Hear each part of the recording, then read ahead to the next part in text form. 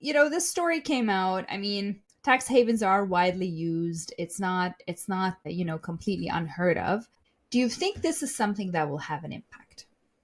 The fire hose goes both ways, right? We're just talking about Pierre and foreign interference, and now we're talking about Carney, and he does talk a good talk about foreign interference, but his hands are just as dirty.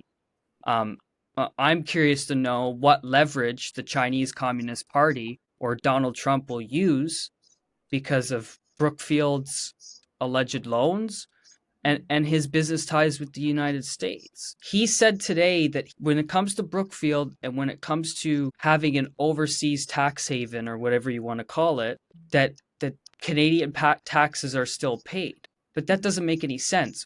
Why would you send your money overseas and then bring it back into Canada? Like it doesn't pass the smell test. I think that's the narrative. You explained that he ain't like us, right? He's just Right, this rich right.